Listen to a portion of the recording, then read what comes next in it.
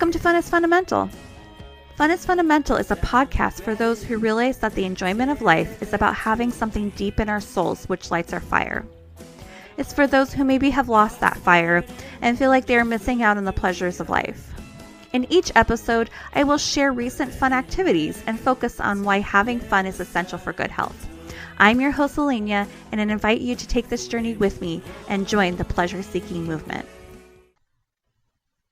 Hi, welcome to Fun is Fundamental. This week, I'm trying to kind of finish off the Buddymoon series, I guess is what I'm going to call it. But there'll be one more episode about the Buddymoon, and then I will be coming out with new adventures and have new episodes with interviews coming up. So, stay tuned if the Buddymoon episodes aren't your cup of tea.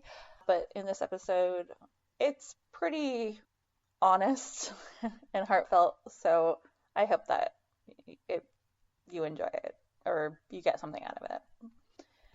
All right, I hope you enjoy. Hi, welcome to Fun is Fundamental. And this week I'm talking about snorkeling. So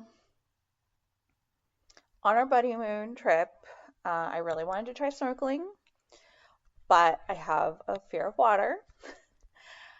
I've slowly made some progress in dealing with this fear, but it's still there. Anyway, I guess let's go back to the beginning. When I was 4 years old, we were by our apartment building's pool, my mom, my brother, and I, and somehow I fell in. I don't remember how I fell in, what happened or anything, but I remember being under the water and that feeling of like trying to climb out and the panic and the fear of it. The feeling of not being able to breathe. It's one of my first memories. My brother ended up saving me. I believe he was already in the pool, I think, although I'm not really sure. I don't know.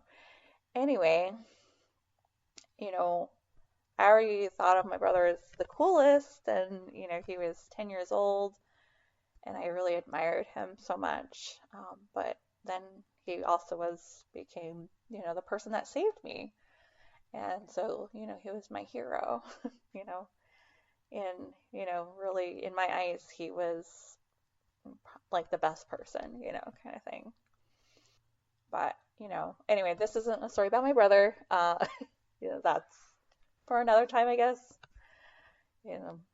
Anyway, so I had that first memory, that was just like, not like super clear, but definitely like traumatic. Fast forward to when I was 12, and I went to Wild Waves with my uncle and aunt and cousins. At the time I was living with them, and I was having a really awesome time. I was going down all the water slides, and for some reason I knew that I should avoid like the wave pool, so I didn't actually go in the wave pool. But at this point, I went off on my own to explore, and I had been watching these people like ride down this like zip line and then drop into the water, and I thought it looked fun. And I don't know why it didn't dawn on me that in order for it to be safe for people of all ages and sizes, that the water would have to be deep. But I didn't realize that, and no one was there with me to warn me of my poor decision, as someone who couldn't swim and was afraid of the water. Anyway, in that moment, I was dumb, and I was feeling brave, and I was excited, like just not thinking clearly. And so I got in line, and my turn came. And, I don't know if that in that moment I had any kind of realization that it was a bad idea, but I just, like, for some reason, I just couldn't turn back, I guess, because everyone's watching me. And, you know, it just, in my people pleasing, easily embarrassed, my need to fit in and be normal, I just, it just wasn't possible for me to turn back, I guess, if I had that realization as I got there, when I was there, I was going to do it. But, also maybe I didn't realize until I was actually underwater. And obviously, at that moment, it was too late. I struggled, the same way as I had the first time. But in that time, I actually saved myself. Like the lifeguard had jumped in after me. Like I got to the edge and I looked back and the lifeguard was in the water, but I had already gotten to the edge myself. Anyway, to say I was embarrassed would be the understatement of the year. Everyone's looking at me and everyone's like, "Are you okay?" And I'm just like, yeah, I was definitely more embarrassed than like physically hurt or anything by the experience. But definitely my fear of water was solidified by doing that. I could no longer feel any sense of ease near the water. It was just, I couldn't trust it. I I barely touched the water for the next almost 20 years until I was about 30, and I hit like a breaking point where I just knew I needed to face my fear of water. I didn't want it controlling my life. I knew it was getting in the way of my ability to have fun. So I took, I started taking small group swimming lessons, through the public parks, at the public swimming pool kind of near my house in Ballard. I was definitely embarrassed to be a grown ass adult taking swim lessons, but I couldn't afford private lessons, and it was something I just knew I needed to do, and I just needed to suck it up, and like it's okay that I'm embarrassed, kind of thing. And I guess like if you this statistics are that not every adult knows how to swim. Like I wasn't alone in not knowing how to swim, but it still just feels like like, oh, everyone's like looking at me like being an adult, in a swimming class, kind of thing. Just like stupid pride kind of thing. But anyway, I went every Sunday for, I think it was a 6 week class. The first few lessons didn't go very well, and my instructor like kind of had pulled me aside and asked what was going on. Like he thought I was just kind of being stubborn. Um, but when I explained how I was like really terrified of the water, he, after almost drowning, twice as a child, he changed his approach. Like he was like really young, like he was probably like 19, kind of, thing. But he changed his approach, and then I started making some progress. And at the end of the 6 weeks, I could swim okay, like enough, and I think he was probably, proud of me, but obviously not as proud as I was of myself, of course. It was definitely one of probably the proudest moments of my entire life, um, to not like conquer, the fear, but like to face it, kind of thing. Anyway, so fast forward to now. This is, more than 10 years later, 2 months ago, and can admit that I've gotten a little lazy in my swimming since I don't do it very often, and I just don't like going all the way under the water. And I never have liked doing it, but yet I still wanted to go snorkeling. I love the water. I think it's definitely one of the most beautiful things in the whole world. And, you see images of like underwater and it's so serene and beautiful and peaceful. And, I want that. But I realized it's like, oh, I have to be able to go underwater to do that. But I was just kind of was like, maybe feeling a little bit cocky, like, oh, it'll be fine. I'll have the snorkel, kind of thing. I have I'll have the snorkel and stuff, but I really, I really do want to be able to have this experience because, as I've said in previous episodes, water's really like my happy place, even though like it also is my greatest fear. I'm like terrified of it, but I want to be able to go in the water so badly, you know? But yeah, I don't spend a lot of time in deep water, and I don't even go in the pool very much. And anyway, I guess like some of my confidence over the years had waned. But I wanted to try snorkeling, not realizing that maybe I should practice getting comfortable putting my face underwater again, before trying it. But, I didn't, I didn't do that. Anyway, at the beach house, there were some reefs right off of the beach at our rental in Mexico, and some of our friends had gone out there on the second morning. And so Casey and I decided that we were going to join them. And so we got the gear, snorkels, masks, life vests. I, obviously wasn't I wasn't going to just go out there without a life vest. And I grabbed a pair of flippers. Casey did not have flippers because he has size 14 feet, and so he couldn't fit the flippers. Oh, as a side note, Casey can't swim. He, but he doesn't have the same trauma around water as I do. And so even though he was like nervous, he was willing to go try, We went out to the shore, and the shore was kind of rocky and it was hurting my feet. And so I tried to wade in with the flippers on, and it was not working well. And my friend told me I should wait until I was in the water to put the flippers on. So I carried them.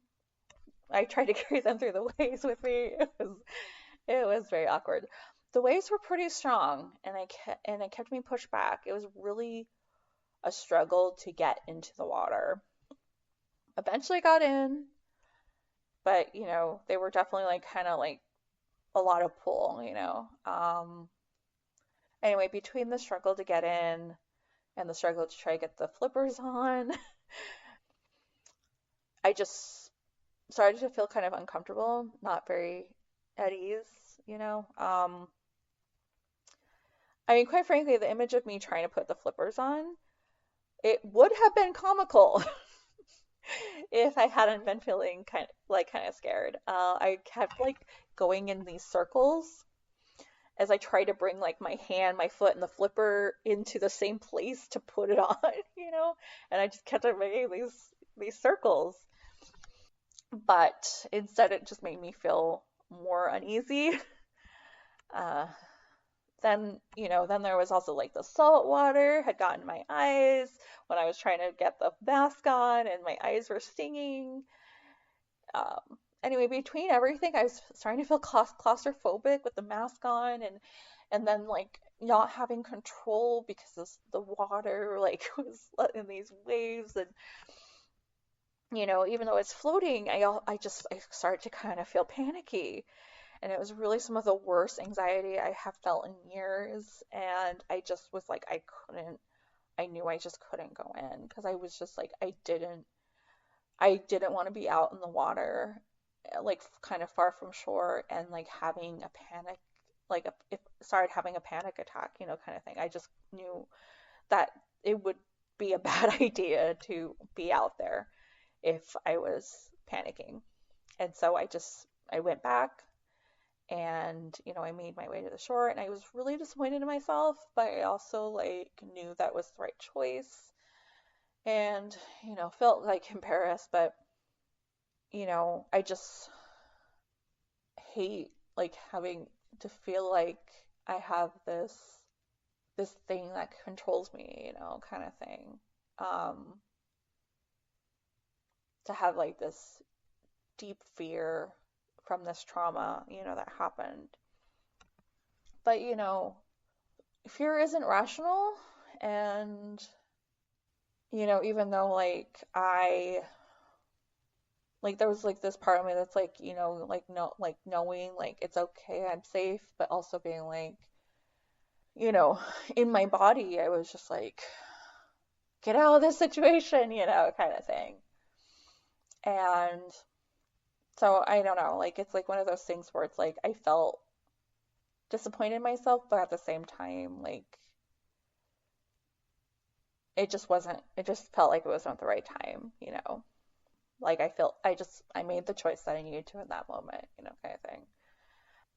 Casey went out though, and I am really proud of him for doing that because, he wasn't confident about going in there, and he definitely had some fear himself because he didn't swim, but he was able to trust like the life vest and the buoyancy of the salt water that he would be okay. And our friend is a strong swimmer, so I trusted him being out there with our friends. So, I'm glad that he got to experience that.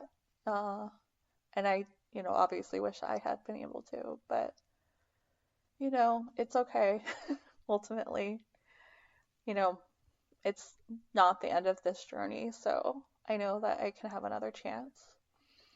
And, and I didn't make it into the water in the days that, the other days that we were there. The water had gotten rougher because the winds had picked up, and so, there was generally it was like calmer in the morning. So like one of the last mornings, I got up early with the sunrise, and I was like gonna try again. Like I was like, I'm gonna do it again, but it ended, it was just still too choppy. And so I just didn't make that attempt. I regret that I didn't manage to make it out there, but I have a better idea of how I should prepare for the next time that will have this opportunity. Next time I'm going to take some time practicing with the snorkel equipment in the pool. And I realize I need to have more time I need to go to the pool more often, and I need to get more used to going all the way under again because I just had kind of lost some of that like comfort in the water. But I still do want to go snorkeling. I want to try it. I want to keep pushing, you know, my limits because I really do love the water. And so I want to be able to go snorkeling. I really want to go back to Mexico, to La Paz, and be able to swim with the sharks, the whale sharks. And I mean, I've always wanted to like go surfing and stuff. But, obviously that's like way down the line. But I want to be able to do that. The fear isn't gone. The fear may never be gone. It isn't, my fear isn't conquered now. It may never be conquered. It may always be like a part of me, kind of thing. But I don't want it to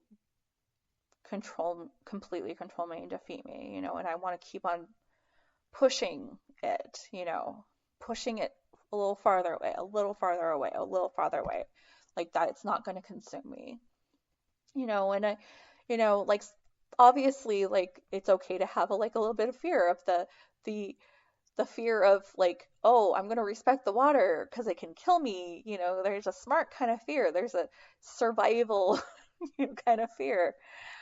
But, I don't, and that, is normal. And I, I want to always have that kind of fear. But, you know, the panic inducing type of fear, I'm going to keep pushing against it.